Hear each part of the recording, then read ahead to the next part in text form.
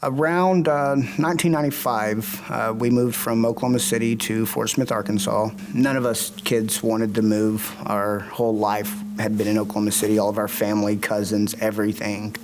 After the move, I guess it was around 7th grade, I was invited to church. Of course, it was going because a lot of friends from school went, and it wasn't until later on that year that I was saved and I gave my life to Christ. I prayed nonstop. I read my Bible nonstop. I'd go to school, and instead of eating lunch, I'd fast and read my Bible or witness to other kids.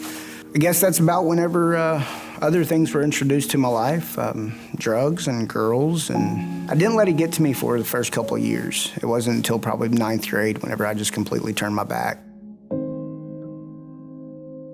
2015, my mom was in a bad car accident. She had fell asleep at the wheel and hit a pole head on, doing about 45 miles per hour. It totaled the car. It was 4 days after that, we get a call from my sister, and we got to go to Fairland, Oklahoma. Mom's in the ER. I need you up here. We were there for 14 days. We found out she had congestive heart failure, level 4 COPD. She had an aortic aneurysm on her heart. She was extremely diabetic. She was about to have to make some lifestyle choices. Is what we're thinking. She's going to pull out of this. Doctor tells us she's not. This is one of your faithful servants. Why does she get to hurt? Why does she get this pain? But not even a day later, everything changed. I do believe it was God that intervened. I ended up doing drugs even harder. Started going down a road of, as long as I stay high, reality's not here. I worked my life away. My daughter was back here in Fort Smith while I'd go work for a week, come in for the weekend, and still not be there. I remember this eye-opener whenever I went home to see her, and I'm visiting with her, I'm holding her, and she's like, "Dad, I don't want you to leave anymore." It really clicked that I've been absent.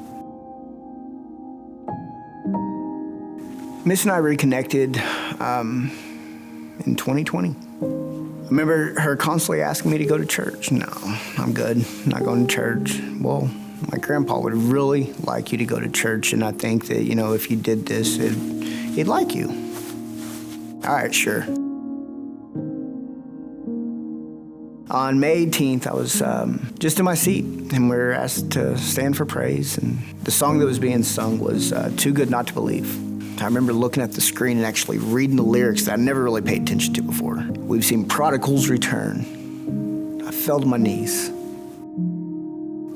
I remember during the whole service, I never heard a single word. It was Pastor Chad at the time was up on there. It was me and God.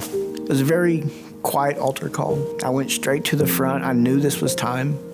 I threw my hands up. I asked for forgiveness. Make me who you need me to be. All the pain, all the suffering, all the second guessing, the doubting, I do believe was washed over.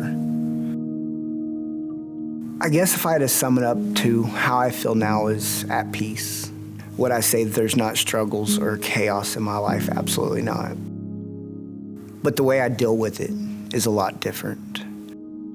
Before, it'd have me sitting in my room for, maybe hours, days, just sitting to myself, sitting in my own feelings, not having anywhere to put them. I've learned the hard way on give it to God. Quit thinking that you have the answers. The old you is gone.